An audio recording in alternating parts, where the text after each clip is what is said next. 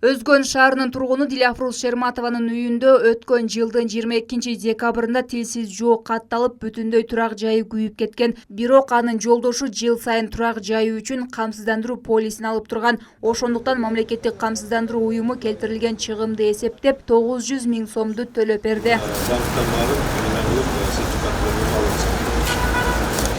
Ошо кырсык тубайлуу биз үйүбүз күйүп кетти. 22 декабрь күнү баары жок, эчтеке калган эмес, нөл болуп күйүп кеткен. Но Алла ыраазы болсун. Кыргызстан элим баары эл, мусулман туугандарыбыз баары карап турган жок. Баары өздөрү топтошуп, мен айтып атпаймынбы, даже мен келгеним жок буякка. Апам өлгүнүнө чейин ошо келип, ошто турдум, даже абалын көргөнүм жок эле бул жерде. Өздөрү келип, тазалашып, баарын кылып, Алла разы болсун, өзгөн элимден дагы, махалла комитеттеринден. Каарманыбыз өрттүн айынан турак жайы күйүп, толук жараксыз абалга келип калганын айтты. Натыйжада ал жакындары колу коңшуларынын колдоосу, темөөрчүлүгү менен 4 бөлмөлүү жаңы үй куруп бүттү. Эми мамлекеттик камсыздандыруу уюму берген каражатка калган кемчиликтерин толуктап алат. 3 үй алдында коридору менен азыр заманбап кылып, душевой кабиналары менен, паровой отоплениялары менен, даже мына подваллары менен бүтүрүп бердик. Элди жардамы менен болду бу.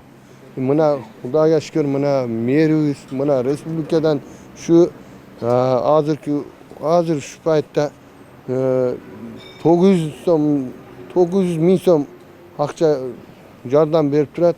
Уларга рахмат. Турак жайды камсыздандыруу келечекке кам көрүү. Өзгөндө турак жайларды камсыздандыруу боюнча түшүндүрүү иштери улантылып жатат. Учурда жалпы 50% калк өз үйүн камсыздандырган.